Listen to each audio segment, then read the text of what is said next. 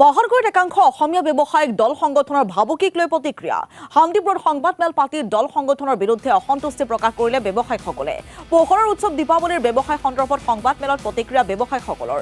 থলুৱা ব্যৱসায়ীসকলৰ বাবে এনে উৎসৱ পাৰ্বণৰ সময়ছোৱা অতিকৈ গুৰুত্বপূৰ্ণ। যদি দল সংগঠনে এনে সময়ত বাধা আৰোপ কৰে তেন্তে ব্যৱসায়ীসকল কেনেকৈ জীয়াই থাকিব? বৰপেটা আৰু নলবাৰীত আতচবাজীৰ কাৰখানাৰে জীৱন জীৱিকা চলোৱাসকলৰ ভৱিষ্যত কি হ'ব? প্ৰিয় শিল্পী জুবিন গাৰ্গৰ প্ৰতি সন্মান জনাই লগতে থলুৱা ব্যৱসায়ীসকলৰ কথাও চিন্তা কৰক দল সংগঠনসমূহে। এইদৰে তেওঁলোকে উল্লেখ কৰিছে সংবাদমেলত। থলুৱা ব্যৱসায়ীসকলৰ কথাও চিন্তা কৰিও অসম আৰু অসমীয়াৰ আপোন জুবিন গাৰ্গৰ বাবে ন্যায় বিচাৰিব পাৰিম বুলি সংবাদমেলত সদৰি কৰিলে ব্যৱসায়ীসকলে।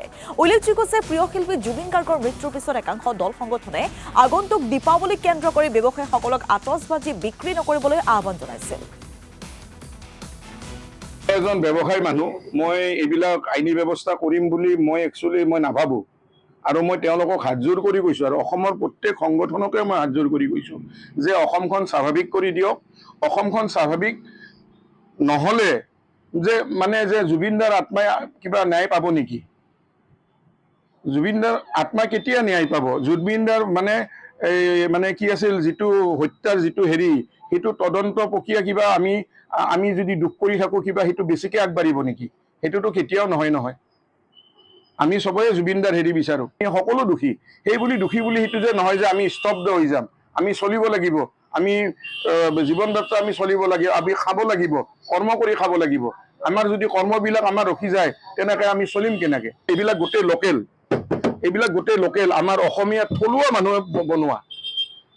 আজি তেওঁলোকৰ পৰা আনিছো মই বাকীত। আজি মোক দিয়া নাই, বহুতক দিছে। আজি তেওঁলোকৰ অৱস্থা কি হ'ব? এইটো আমাৰ অসমীয়া থলুৱা বস্তু। আৰু এনেকুৱা বহুত আছে। আমাৰ এইবিলাক কি হ'ব? আপোনালোকে নিজে ভাবকচোন। এই ফটকা নুফুটাবি, দোকান বন্ধ কৰি দিম, জ্বলাই দিম, অমুক কৰি দিম। সেনেকে হলে জুবিনদাই ন্যায় পাব যাব ন? জুবিনদাৰ ন্যায় জানো সেনেকে হ'ব? জুবিনদাৰ ন্যায়টো সেনেকে নহয়। মই কোনো কাকো ব্লেকমেইলিং কৰা নাই। মোৰ তালৈ কাকো ফোন অহা নাই। কিন্তু যিবিলাক ফেচবুকত যিবিলাক ভাইৰেল হৈ আছে তাৰ কাৰণে আজি মোৰ তাতে এজনো গ্ৰাহক নাই, এজনো অহা নাই। তাৰমানে কোনোবাই ভাবে যে মই ফুটালে কিজানি আহে নেকি মোক কোনোবাই মাৰিবৰ কাৰণে। এজন